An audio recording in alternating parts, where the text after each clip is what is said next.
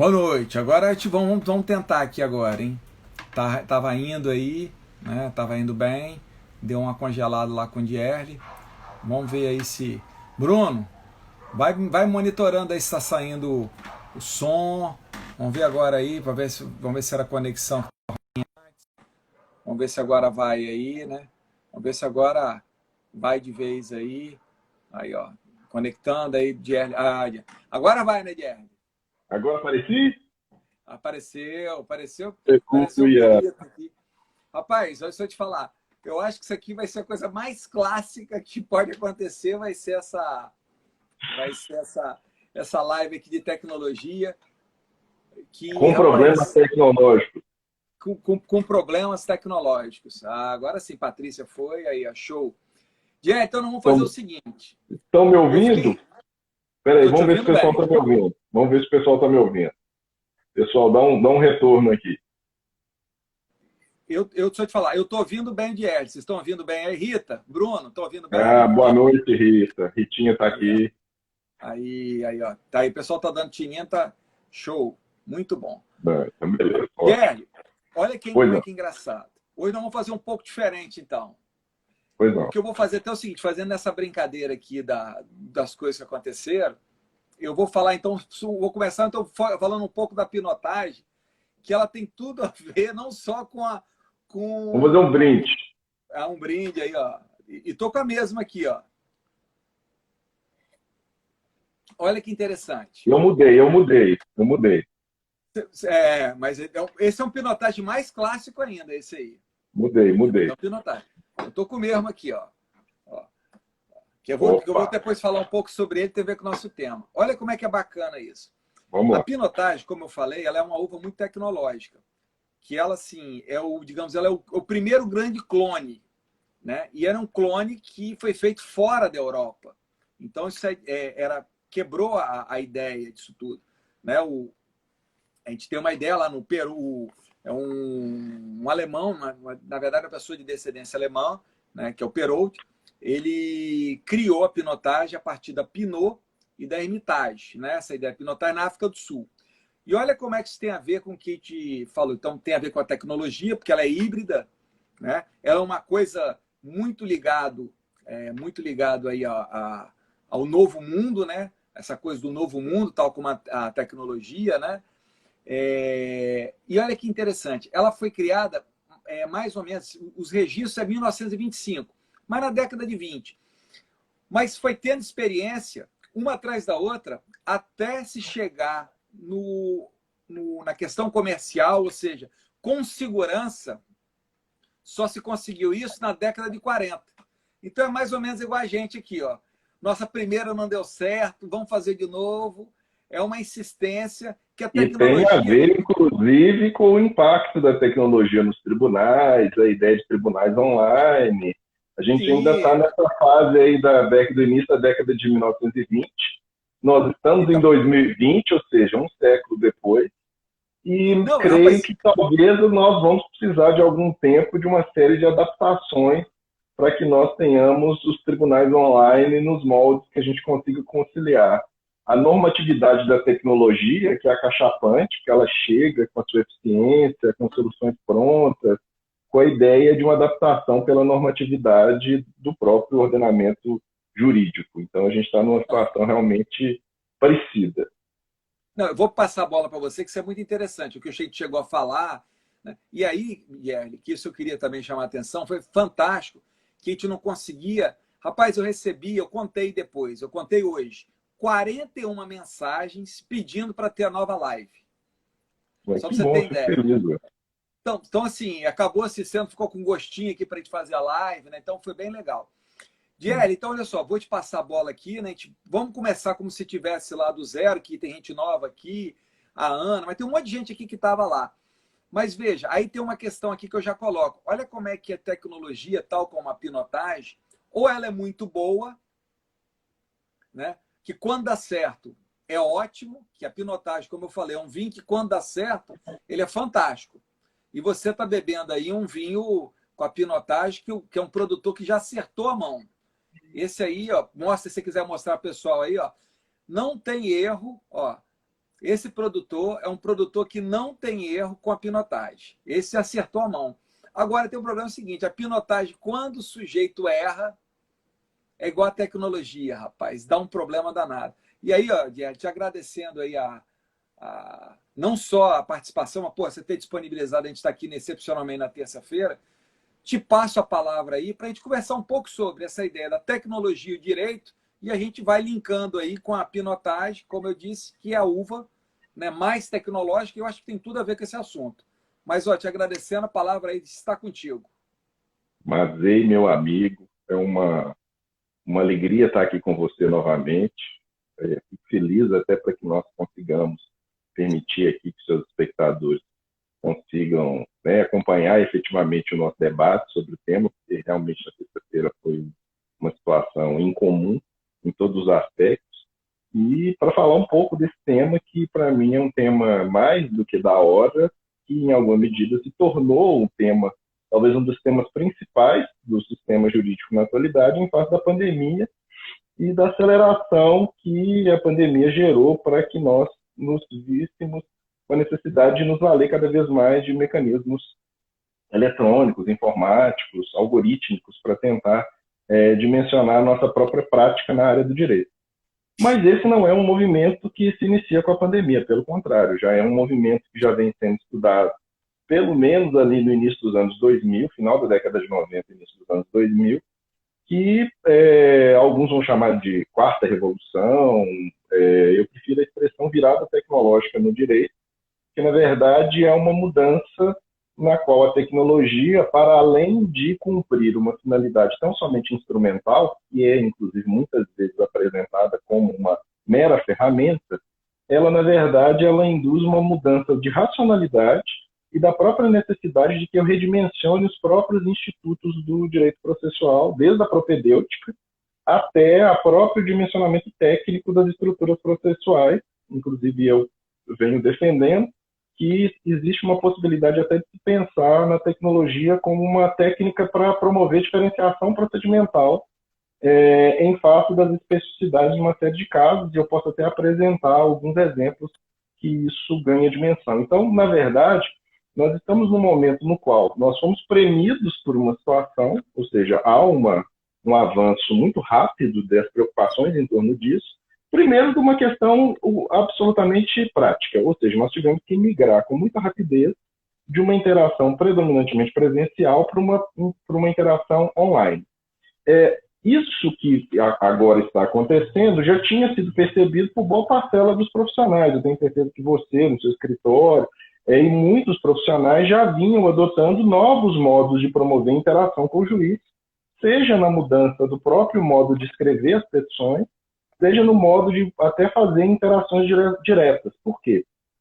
Porque já era adotado, e eu já fazia isso, agora eu digamos assim, ampliei isso, porque por óbvio que a possibilidade de você fazer, por exemplo, um despacho presencial com o desembargador, com o ministro, com o juiz, te dá, como eu já tinha dito na nossa primeira live, a pluridimensionalidade do corpo, ou seja, você vai lá, você está trajado de um determinado modo, você tem uma determinada postura, um modo de você interagir com o magistrado, se você já tem algum contato com ele, facilita em termos de uma série de aspectos. Então, tem a pluridimensionalidade da presença.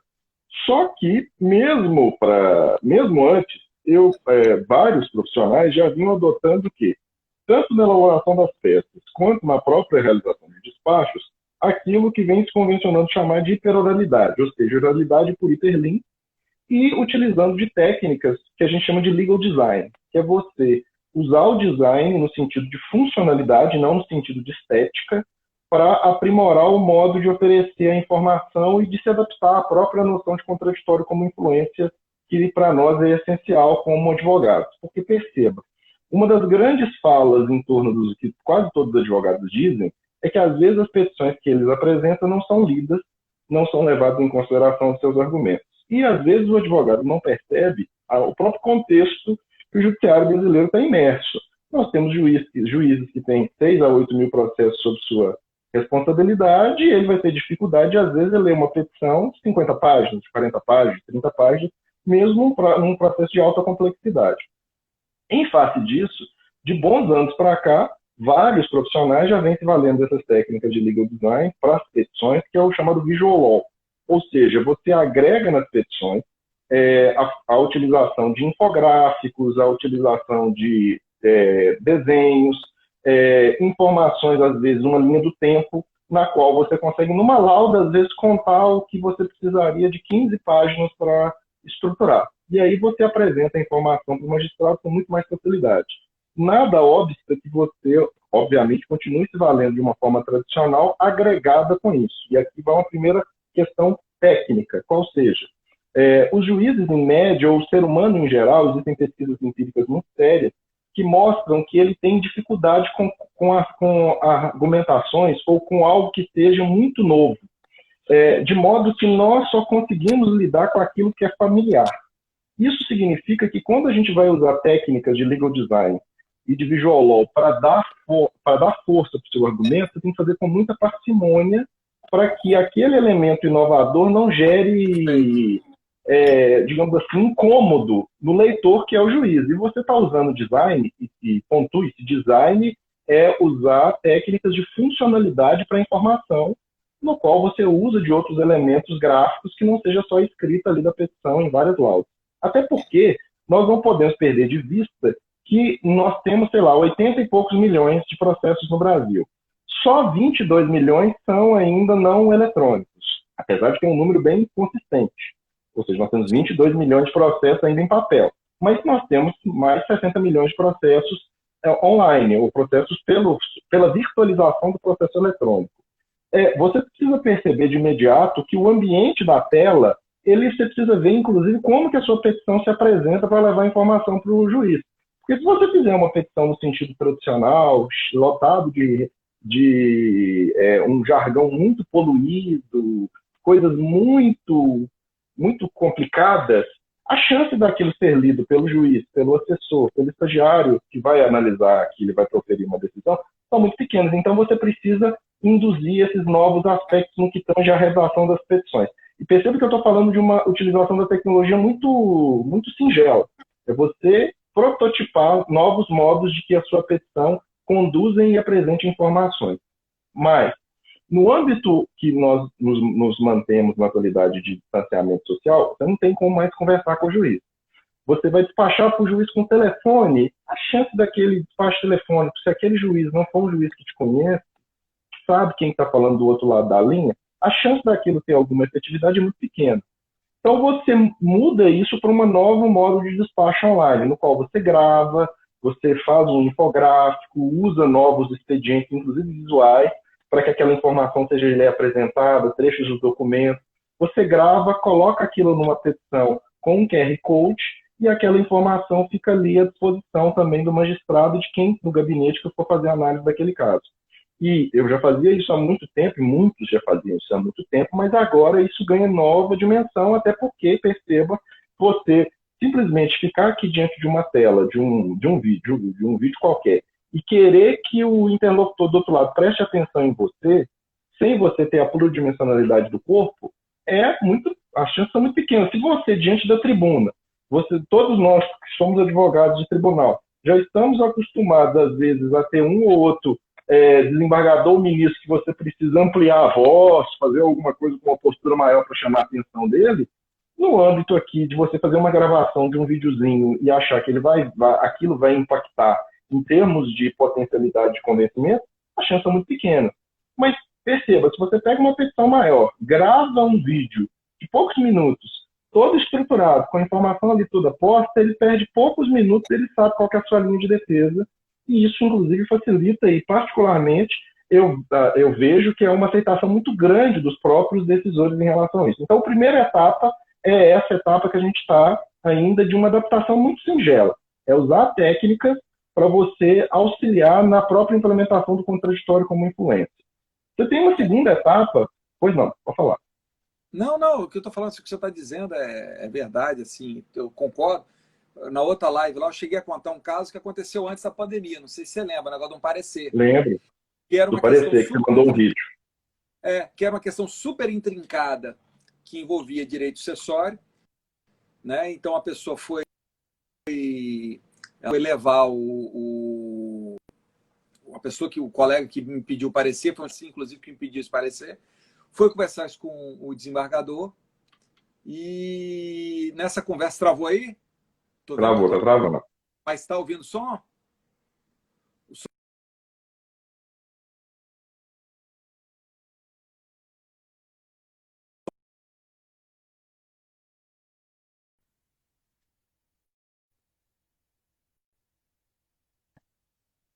som saiu? Ou é a, ou é a maldição da pinotagem? Que o som, eu estou vendo aqui agora, eu acho que é a maldição da pinotagem, hein? Tá,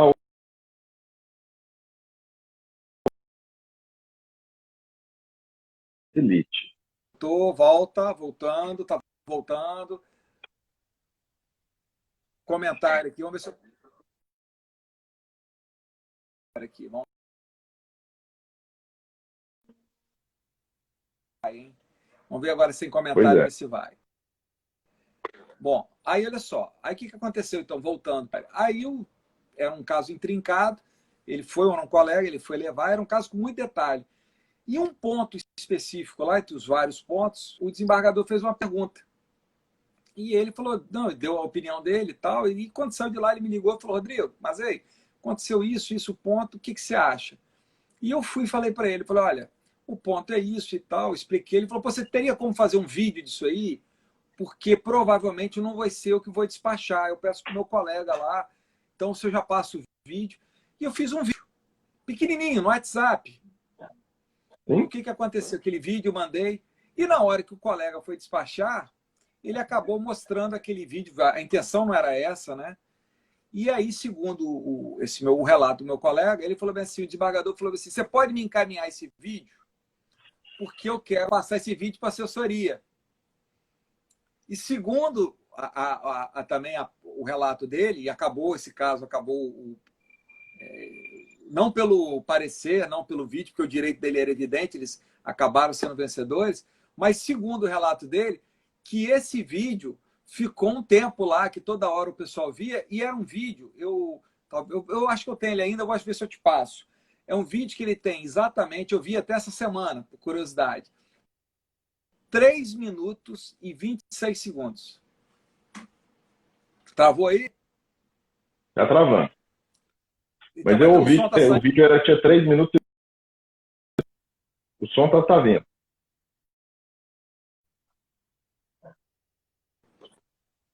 Então tá bom, então vamos tocando. O que você está dizendo aí, eu vivi.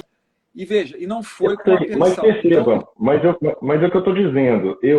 Essa questão, que era uma técnica que alguns advogados usavam, agora na pandemia se torna a técnica principal de você manter interação com o magistrado na medida em que você perdeu a possibilidade de ir lá despachar com ele. Então, o perfeito. que precisa ser percebido é que muitos advogados costumam, agora com a questão, tem toda uma discussão, hoje mesmo eu publiquei um texto no Conju sobre a questão da heterosalidade, a questão das audiências por videoconferência. Há uma preocupação muito grande em relação a isso, mas os advogados eles precisam, inclusive eu defendo e vou ver se eu consigo dar andamento à ideia de criar, inclusive, um protocolo entre a OAB e os tribunais, ou a OAB e o CNJ, para criar protocolos institucionais no que tange, um negócio processual mesmo, no que tange a fixação de critérios para as videoconferências, como critérios básicos, porque pode acontecer na videoconferência, por exemplo, uma audiência por videoconferência, pode ter problema de conexão, pode ter problema em relação à própria oitiva da parte, a parte cai, se a testemunha cai, quais são as questões que precisam ter em termos de segurança, inclusive da informação, porque você poderia ter uma situação de uma testemunha ser industriada ou coisa que o valha. Ou seja, a gente precisa pensar em estabelecer critérios mínimos para a própria realização dessas videoconferências. Mas perceba, eu estou ainda numa etapa muito embrionária da ideia de tecnologia no campo processual. E, normalmente, o pessoal para por aí. Só que tem um outro capítulo, que seria a próxima etapa, porque a primeira etapa é a etapa de virtualização dos processos, que é o processo eletrônico, que no Brasil, em alguma medida, nós temos uma situação muito, muito avançada no que diz respeito a todos os modelos de processo eletrônico. Há uma tendência agora de unificação para o PJE, como plataforma única, que vai ser interoperável, etc, etc. Mas perceba, quando você para aí, você está falando de uma questão muito singela, aí é uma noção predominantemente instrumental, ou uma noção de um primeiro passo para uma segunda etapa, que é a ideia de automação de atividades típicas do direito processual. E aí começa a ganhar noção a própria ideia de tribunal online. Na questão em torno de você pegar e usar a tecnologia para poder auxiliar na própria estruturação de aspectos do trâmite processual. Você começa a automatizar aspectos da atividade processual. Então, você começa a automatizar, por exemplo, fluxos do próprio processo, ou seja, a própria ideia de que despachos, por exemplo, de mero expediente não precisa mais o próprio juiz fazer, o próprio sistema pode ser estruturado, o cidadão apresentou ali a contestação, já abre-se automaticamente prazo para réplica, ou seja, você vai ganhando, vai matando tempos mortos. A questão em torno, e os próprios tribunais vêm começando a absorver essa ideia. Por exemplo, existem uma série de projetos, como eu já tive a oportunidade de falar para você da última vez, de você criar, por exemplo, classificadores nos tribunais superiores, como é o caso do Vitor e do Sócrates, o Vitor no Supremo Tribunal Federal, o Sócrates no STJ, que são classificadores de recursos especiais. Eles ajudam no agrupamento de recursos vinculados a determinados temas de repetição geral ou temas repetitivos.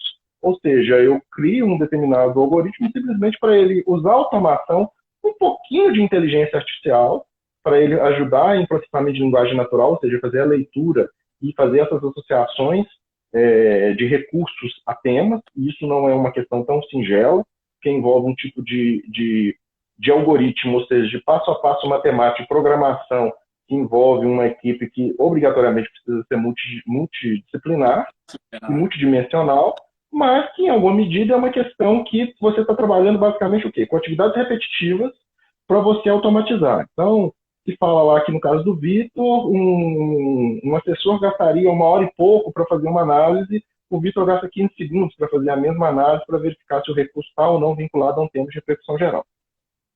Outra possibilidade de automação, como tem, por exemplo, o Tribunal de Justiça de Roraima, que você tem a possibilidade de auxiliar o próprio oficial de justiça na realização do cumprimento das citações, dá uma rota mais fácil e pega o oficial de justiça mais próximo do local para cumprir o mandato, por exemplo. Ou pega na própria ideia de você criar forma de promover intimações mais facilmente.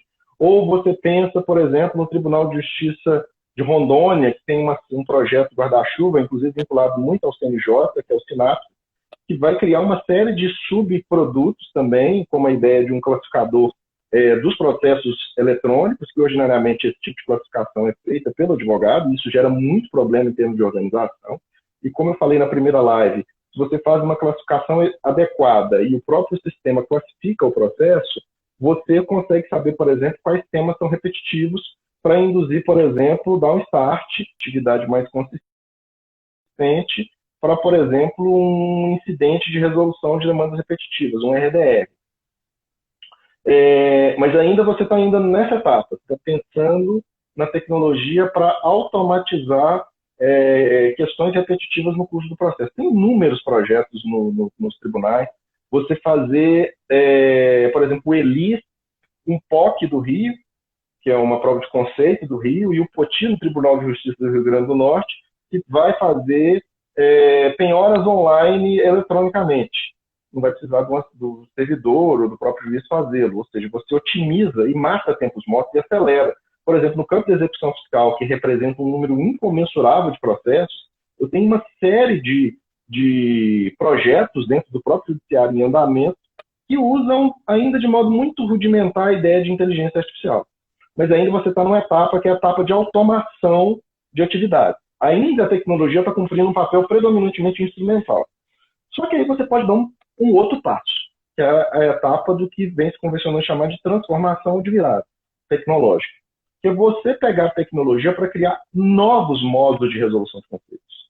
Ou seja, a tecnologia vai impactar na própria estruturação do procedimento cognitivo, a tecnologia vai impactar na própria estruturação da execução, a tecnologia vai impactar na própria construção de novos procedimentos. Ou seja, você vai pensar em quase uma refundação de determinadas estruturas procedimentais partindo do próprio pressuposto que o sistema processual vive em crise, temos problemas de eficiência, de legitimidade, de subrepresentação da participação. Por exemplo, você pensa em processos como, por exemplo, litígios de interesse público que buscam medidas estruturantes.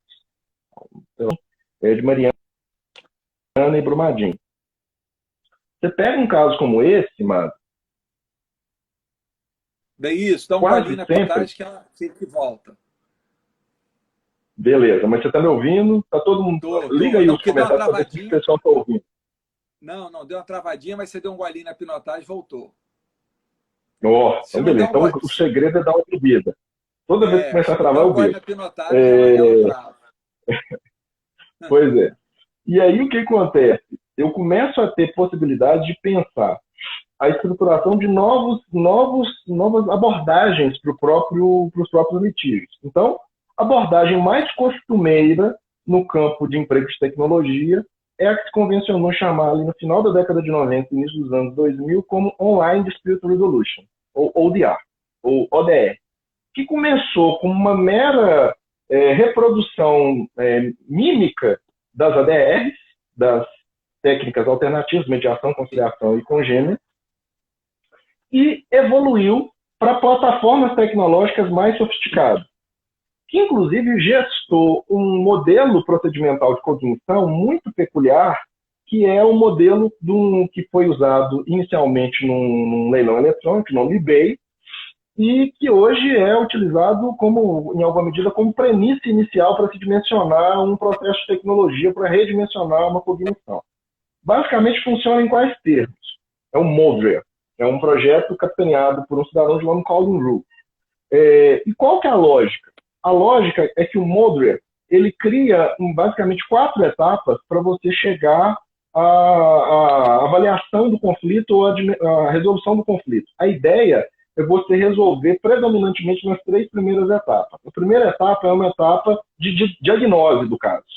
Então, a pessoa apresenta o caso e, eletronicamente, o sistema ele já te dá informação sobre o seu caso. Pode ser informação jurídica, mas não é só informação jurídica. Ele pode dar informação, por exemplo, probatória do caso. Então, isso, quase como se fosse um disclosure tecnológico, no qual você teria informações, inclusive de prova. Então, um exemplo singelo, que aqui no Brasil está começando a se implementar. Problemas envolvendo plano de saúde, judicialização de saúde, você quer um tratamento ou coisa que o vale. Às vezes a pessoa pede isso judicialmente, mas ela não tem nenhum contrato. Se eu tiver nessa primeira etapa tecnológica a possibilidade de que o contrato seja oferecido imediato para a pessoa, ela já sabe quais são as cláusulas que regem aquele contrato e a partir daquilo eu já sei quais são as coberturas ou não, eu já tenho uma etapa de informação. E se essa etapa a pessoa não se vê satisfeita tão somente recebendo as informações, e há estudos que mostram que muitos litígios perduram pela carência de informação que as pessoas têm do caso, inclusive no direito americano, há muitos anos, que criou a ideia de case management, de abordagem gerencial pré-tecnologia, eles inclusive diziam que é uma frase de ouro de gerenciamento processual, que o tempo que se perde no início se ganha no final.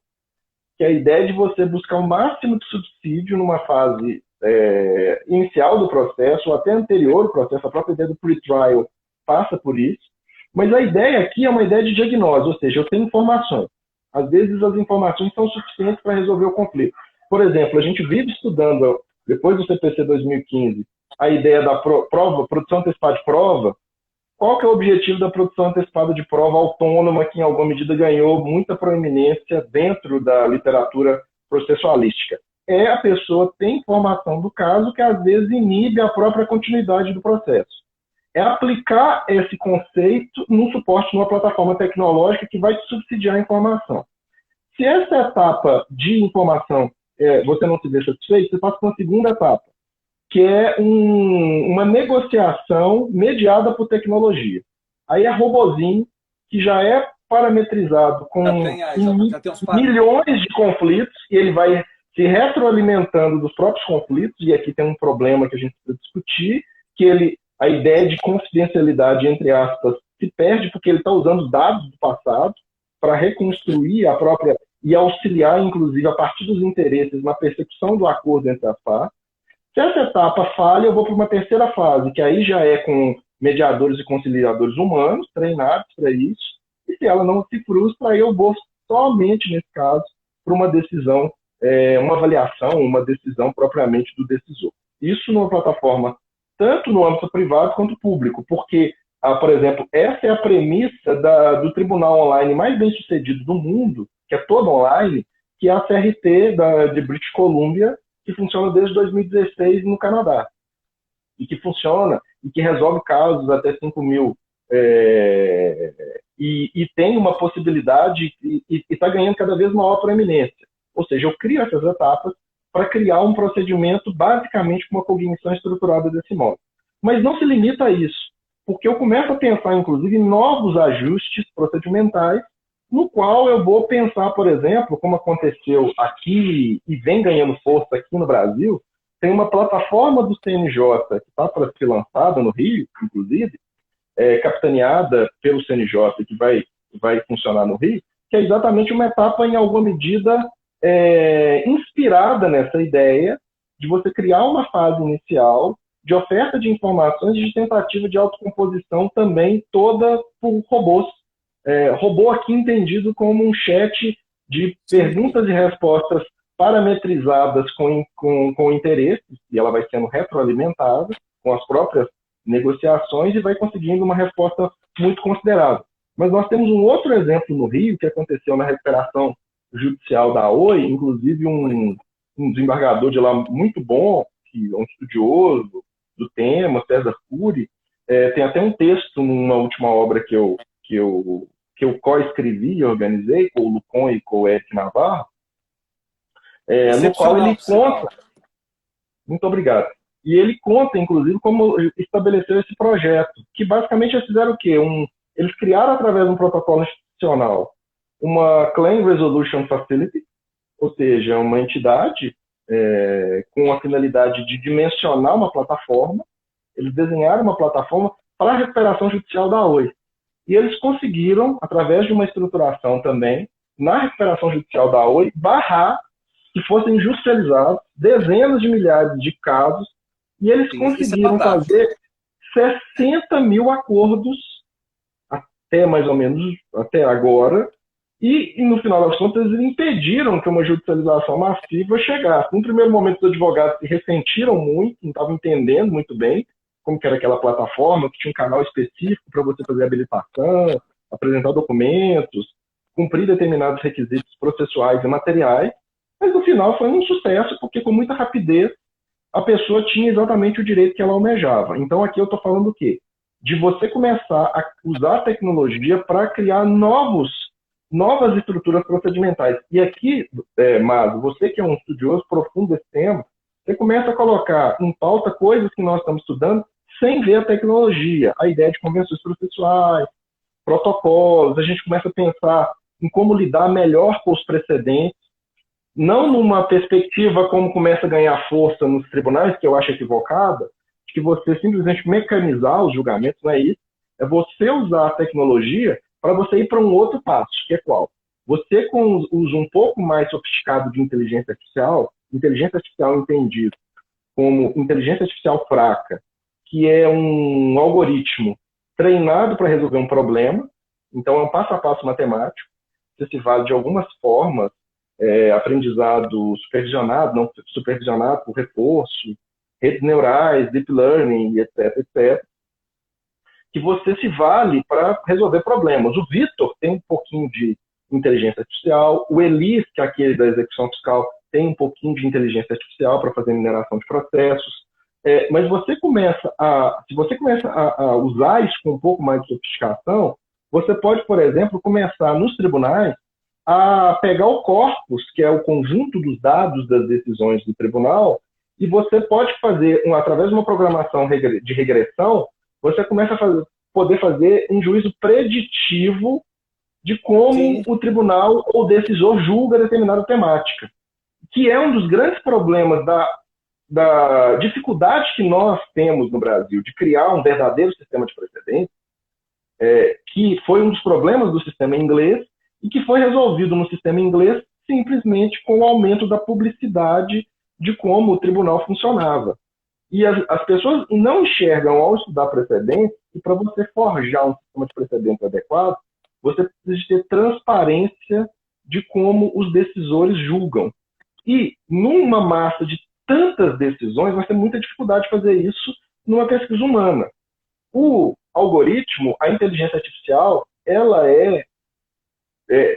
digamos assim, construída para lidar com Big Data, com um coeficiente enorme de dados, estruturado ou dados desestruturados, como é o caso do judiciário brasileiro, predominantemente, e se você tiver uma equipe bem estruturada, com o pessoal da TI e um pessoal do direito, você pode construir uma plataforma que vai dar transparência e vai garantir a norma fundamental do 926, que todo mundo fala em coerência, integridade e estabilidade, mas todos nós sabemos que os tribunais brasileiros, por uma série de contingências, não é culpa do judiciário, não é culpa dos juízes, mas eles não conseguem manter coerência, estabilidade e integridade, porque eles não têm informação. Se eu tiver uma nova forma de dimensionar a tecnologia, com tecnologia, e fazer pesquisas através de algoritmos semânticos, de processamento de linguagem natural, que consiga ter acesso ao corpus, ou seja, ao conjunto de dados das decisões. Isso pode ser feito pelos próprios tribunais, porque aqui também nós temos um problema envolvendo os interesses privados de alguns players que estão querendo, que estão deitando e rolando, fazendo aquilo que eu chamo de advocacia de dados. Ou seja, ele consegue, ele tem um aparato financeiro e informacional para se valer de tecnologia para ter sempre digamos assim, uma vantagem, porque ele tem um conteúdo de dados que facilita o próprio exercício da defesa. Foi o que eu falei lá no... Agora, na hora, tá vendo? Quando eu vou falar na pinotagem, aí trava. Mas se estiver ouvindo, ele tá me ouvindo? Eu tô bebendo, ouvindo.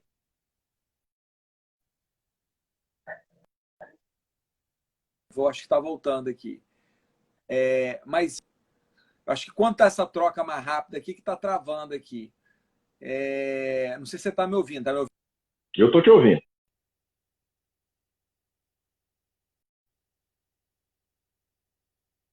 Eu estou conseguindo ver, eu só não estou conseguindo te ver. Tá cortando um pouquinho, mas estou começando a te ouvir. Vamos ver se agora vai. Mas isso tem a ver com aquilo que eu também falei, se for pegar, então vou te fazer uma provocação. A pinotagem ela demorou então da década de 20, né, 1925, a 1946, são os dados, né?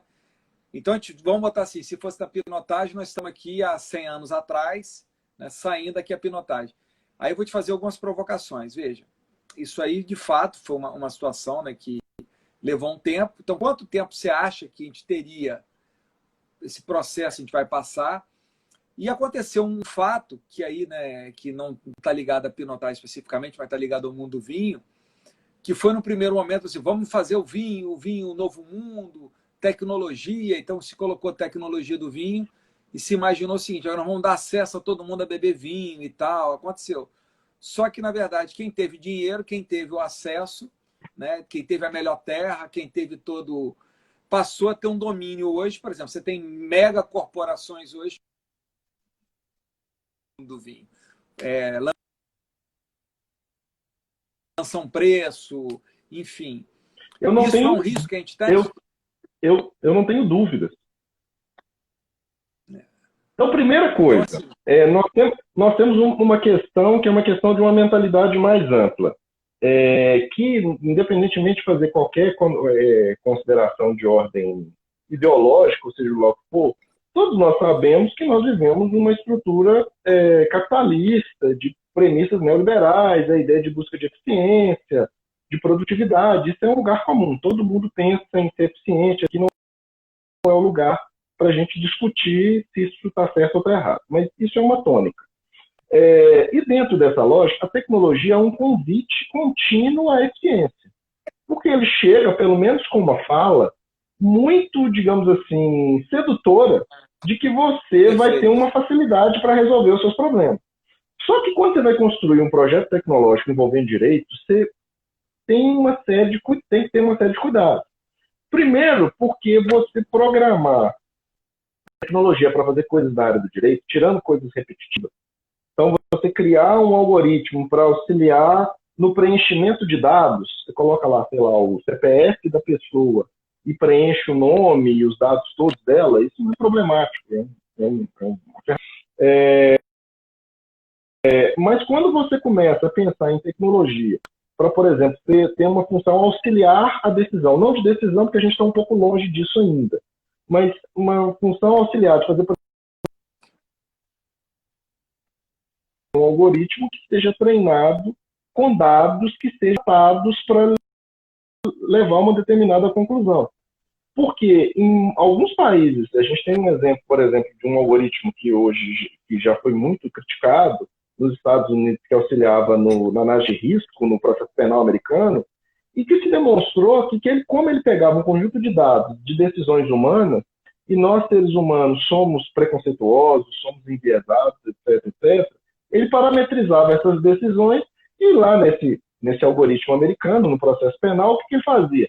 Ele aumentava o risco se a pessoa fosse negra ou fosse latina. A prova é o que nós estamos assistindo nos últimos 2 semanas depois da morte lá, daquela morte nos Estados Unidos. Ou seja, ele pegou o conjunto de dados, simplesmente estruturou, ele padroniza, e a tecnologia e a inteligência artificial ela é sensacional para fazer isso, se bem treinada, só que você tem que tomar cuidado, como a gente está lidando com direito, a gente está falando do que deve ser. A gente não está trabalhando com um raciocínio meramente causal, pelo menos desde Kelvin. Então, não é simplesmente você alimentar os dados que vai chegar uma resposta X ou delta. Pelo contrário, de interpretação que induz um outro tipo de abordagem, e ensinar isso para a máquina é muito difícil. Não que seja impossível, eu acho que a gente caminha, e um dado que para mim é inegável, quanto mais eu estudo, eu mais chego à conclusão, que o movimento em prol da tecnologia ele é irrefreável. O que nós da área precisamos ter é buscar na tecnologia, primeiro, saber como que ela funciona, qual que é o código que a informa, para poder nos valer dela. Mas, para responder a sua pergunta, num sistema que é capitalista, que é neoliberal e etc., etc., e que dados valem muito, tem toda a discussão agora de uso de dados para controle de eleições, para controle, para N usos, várias polêmicas envolvidas, que normalmente são tratadas pelo pessoal do direito privado, que estuda LGPD, etc., etc., ainda, infelizmente, por um desconhecimento do pessoal do direito público como nós, que devíamos estar preocupados com isso também de um modo mais amplo. Talvez com a pandemia, a ideia de tribunais online, isso começa a ganhar um pouco mais de destaque, mas era visto até antes da pandemia como um estudo exótico, como eu disse para você na nossa primeira live. As pessoas acham que direito e tecnologia é estranho. Mas agora todo mundo vê a importância disso. Mas perceba, a construção de qualquer algoritmo, especialmente vinculado a uma jurisdição e a um processo como garantia que deve ser base para a própria construção das plataformas, ele precisa levar em consideração normas, a ideia de fairness, a ideia de transparência, a ideia de accountability. Ou seja, se eu não pensar em pressupostos para fazer isso, eu posso correr demais, e esse é o problema. O judiciário está ansioso e está querendo resolver o seu problema de crise, então o que eles estão fazendo? Eles estão contratando empresas privadas que às vezes já têm uma experiência pronta. Tem problema nisso? Em princípio, não, se eu tiver algum tipo de fiscalidade de quais dados que eu estou subsidiando essa empresa privada, de qual que é o modelo que está sendo apresentado, porque normalmente soluções tecnológicas são frutos da interação do Estado, do poder público, das universidades e das empresas privadas. É uma hélice para a coisa ser funcional e atender busca de eficiência de um lado e busca de correção de outro. Então eu preciso de ter esse parâmetro.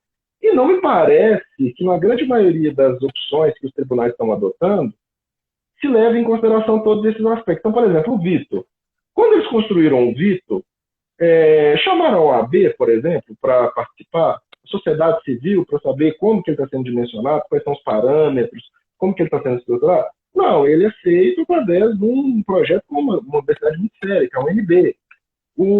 A plataforma lá do Rio, envolvendo o caso lá da Oi, foi feito para a FGV.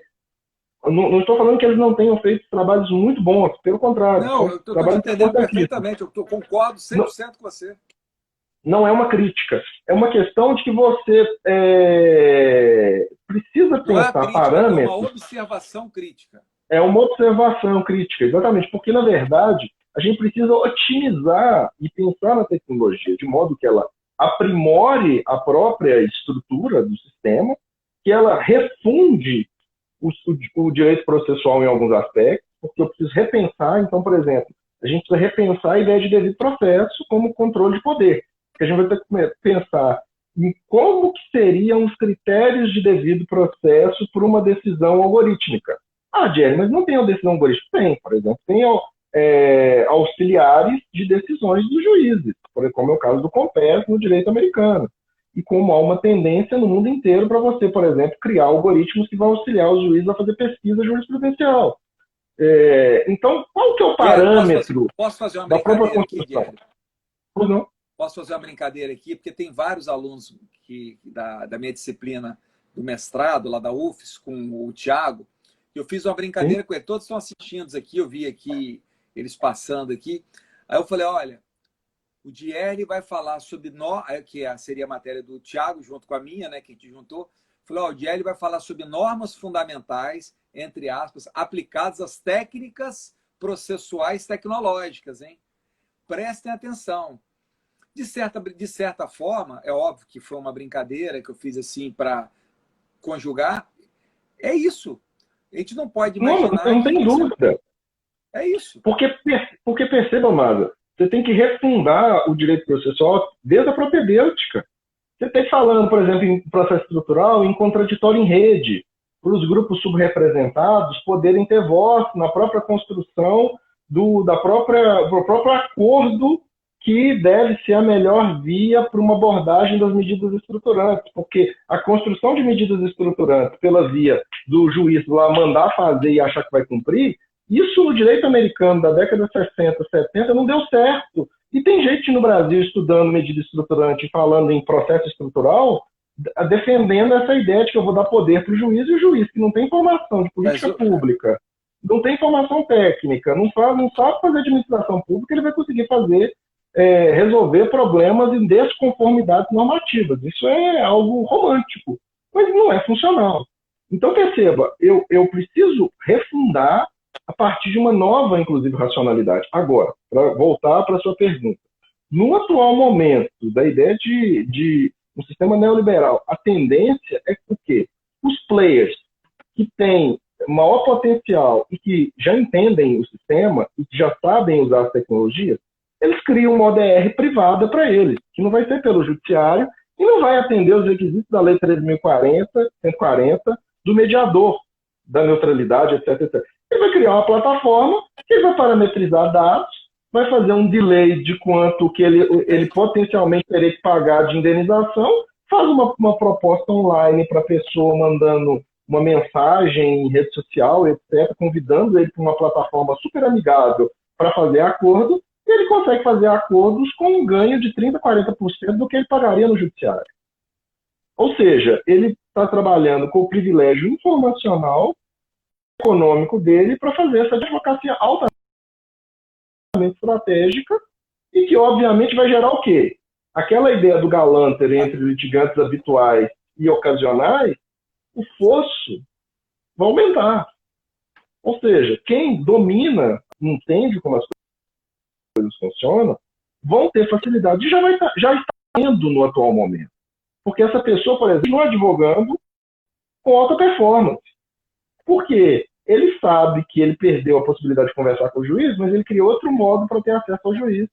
Às vezes, talvez, até com maior eficiência. Porque se ele tem um vídeo gravado, como no caso que você fez alusão, não vai ser só o juiz que vai ver, porque no despacho presencial, às vezes está lá o juiz e um assessor, mas às vezes não é nem o assessor que vai decidir. Se você tem um despacho gravado de um modo adequado, com uso adequado de design, com um modo adequado de você prototipar o próprio vídeo, e para isso você precisa ter um certo conhecimento, se você não tem, você precisa se valer de profissionais que auxiliem você nisso, você vai ter que fazer isso para que aquilo permita efetivamente cumprir o objetivo final da sua atividade como advogado, que é qual? Fazer defesa técnica num sistema mais do que colapsado de processos, individualizar o caso do seu cliente, chamar atenção para o caso do seu cliente e influenciar que a ideia de contraditório para que o que você está falando impacte na formação da decisão. Porque todo juiz há muito, não é de hoje, não é com esse emprego da tecnologia que a gente está comentando, do emprego da tecnologia anterior, do uso do computador como biblioteca e como máquina de escrever. Ele já tinha um banco de dados lá de decisões que ele muda o número de autos e nome das partes. Ele só faz uma adaptação de medida de uma decisão padrão. Quando você coloca a tecnologia nessa discussão, e se você não tem um advogado, que o fiel da balança para isso sempre foi o advogado. Você sabe disso, é um grande advogado. Ou seja, a atuação de um advogado digamos, bem preparado, ela é decisiva na linha de defesa. Só que agora, muitos advogados que estavam acostumados com um tipo de advocacia tradicional, que era funcional, ele está meio sem norte, porque ele não sabe lidar com as novas funcionalidades e ele perdeu do dia para a noite toda a possibilidade. Então perceba, olha que coisa legal, que você vai curtir. Nós estamos num momento em que você vai ter que pegar todos os ganhos de conhecer os institutos com profundidade e vai ter que usá-los para se valer de uma nova perspectiva. Então, é uma fundação da ideia própria de integridade, ou seja, você pega todos os ganhos de você conhecer com profundidade os institutos, e aqui vai, inclusive, uma recomendação para aqueles que forem mais novos. Aquela ideia de que o direito, você não precisa conhecer profundamente os institutos, é o contrário. Agora, você tem que ter um tipo de conhecimento aprofundado para você criar novas possibilidades, inclusive para a resolução de conflitos.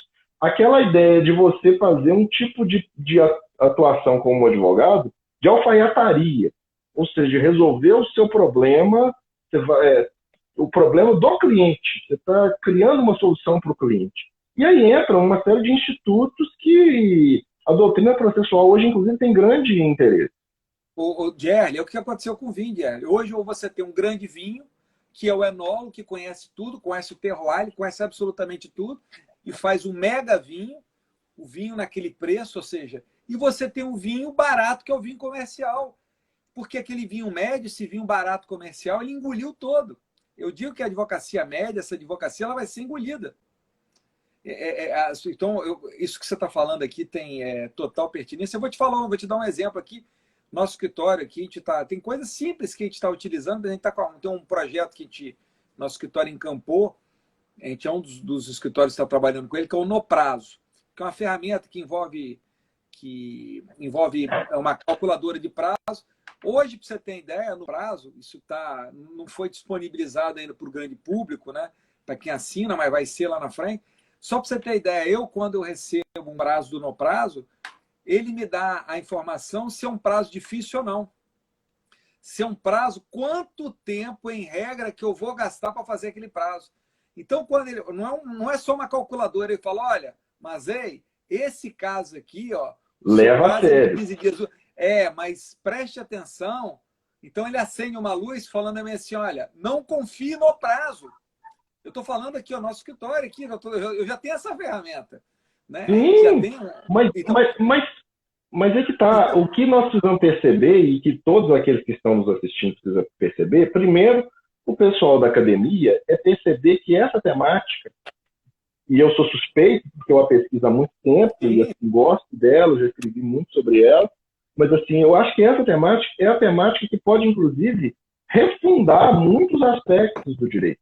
Mas, ao mesmo tempo, ela é essencial de ser pesquisada, porque o que está acontecendo é uma colonização da tecnologia em relação ao direito. Ou seja, o pessoal da tecnologia está chegando com soluções, eles chegam com soluções que o pessoal do direito não entende, mas que às vezes entrega para ele uma funcionalidade. E como ele às vezes não entende, mas ele recebe uma funcionalidade, ele não sabe os riscos que ele está correndo ao usar aquilo. E, inclusive, os problemas que isso pode gerar para a própria advocacia e em especial, para o próprio exercício do direito do cidadão. Pensa só, Um dos grandes problemas, por exemplo, pegando um tema que todo mundo curte na atualidade, que é precedente.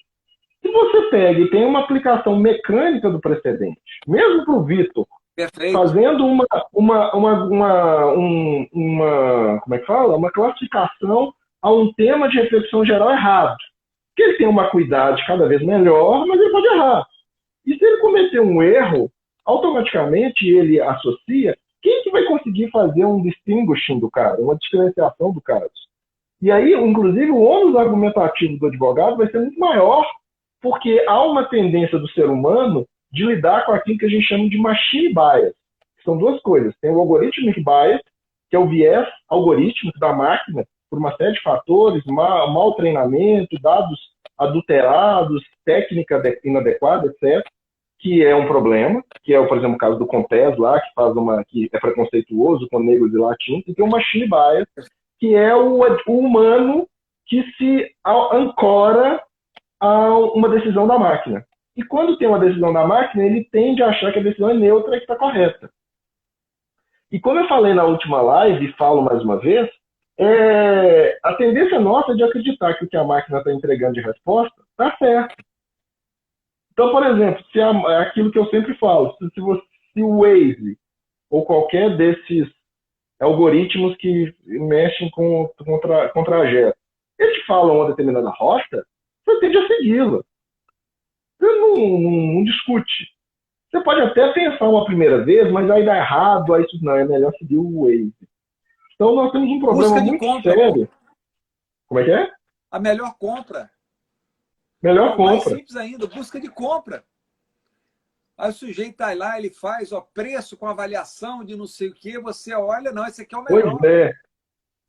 Pois é. Mas é o melhor? Pois é a discussão. E a tendência nossa é de acreditar que aquela informação que está sendo trazida pelo algoritmo, ela está correta.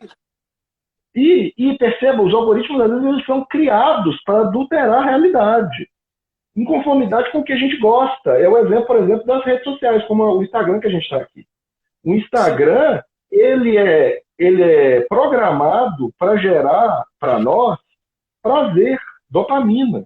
Ele não é gerado para dar informação. Então, a sua rede traz informações predominantemente de pessoas que têm a mesma crença sua, as mesmas concepções políticas, a mesma orientação sexual, porque ela quer gerar maior engajamento para cada like e compartilhamento, e com isso fazer com que você, e comentário, e com isso fazer com que você fique mais tempo nela e compre mais produtos, porque o objetivo é captar seus dados para vender produtos ou outras coisas. Posso fazer uma brincadeira com você aqui agora? Você lembra no passado, quando o pessoal disse, mas isso é verdade? Como é que o pessoal sabia se era verdade ou não? Deu no rádio. E agora? Olha o risco que a gente tem. É verdade? O dado é da máquina. Exatamente. E você tem, inclusive, uma falsa sensação da realidade. Porque provavelmente a sua noção da vida é o que você vê nas redes sociais. E a sua rede social é uma bolha algorítmica. Ela é programada para gerar maior engajamento por você. Então você começa a acreditar em determinadas coisas que na verdade, programada a partir de um viés da deturpação do cérebro humano, que a gente chama de viés de confirmação, confirmation bias. Então você tende a receber informações em redes sociais que confirmam as suas pré-compreensões. E isso é um problema. Posso então te falar um negócio que tem a ver com vinho com isso? Na década de 60, 70, passaram a ter classificações de determinado vinho. Está acabando aqui. Então, identificaram que determinados consumidores gostavam de determinados vinhos.